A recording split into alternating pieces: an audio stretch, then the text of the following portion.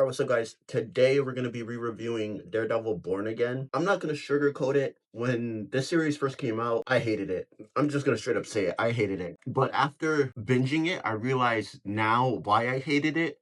It's because them releasing it week to week. When it comes to Daredevil Born Again, I feel like that's not one of those shows that they should have done that with, especially with it being a Frankenstein of a show. The showrunners said that themselves. Because in my opinion, each episode wasn't good enough or didn't set anything up for me to get excited for the next episode or to theorize in that week wait like I did with Loki or WandaVision or Agatha even. Like each episode was pretty boring, I guess. Like I remember there was even one week where they released two episodes. I believe it was episodes 4 and 5. They released those two together. And when those episodes aired for the first time, I realized in that moment why they decided to release them both at the same time. It's because nothing really happens in episode 5, I believe it is, or 4. Whichever one the bank one is, nothing really happened in that episode. But like I said, while binging it, the pacing was definitely better. When it comes to Muse, the pacing with his character definitely was better. So therefore, when he died in episode 7, it felt rushed, but it didn't feel as rushed. You know what I mean? Like when it was airing, we waited till episode 6 for Matt and him to finally fight. Then we waited another week for him to just up and die like that. And that felt extremely rushed, extremely underwhelming. But when I binged it, it didn't really feel that way. I don't know if it's because I expected it to happen or if it was just genuinely better paced while I was binging it. Now, with that said, after binging it, when it first came out, when it first finished, I thought it was so disrespectful and nothing like the original show. But now I think Daredevil Born Again is comparable to season 2. I'm actively rewatching season 2 right now. I think I'm on like episode 3 or 4. I don't know if I'm ready to say that it's better than season 2 because so far I am liking season 2 better. We'll see if it sticks to landing or not. But I do think it is comparable to season 2, but season 2 is better. And I remember when it first aired and we seen the CGI double, when we see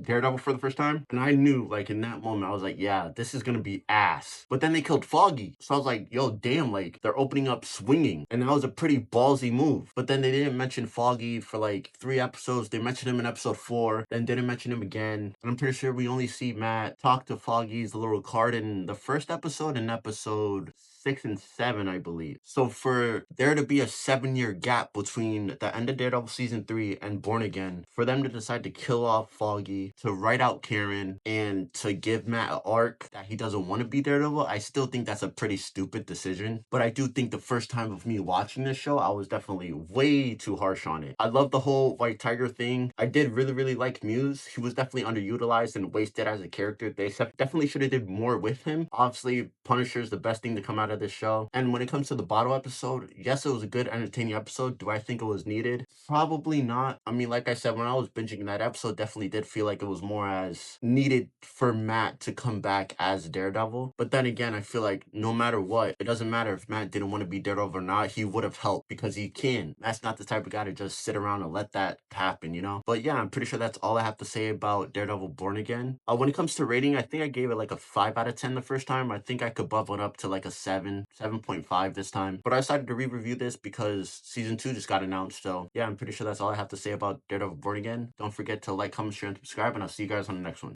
Bye, guys.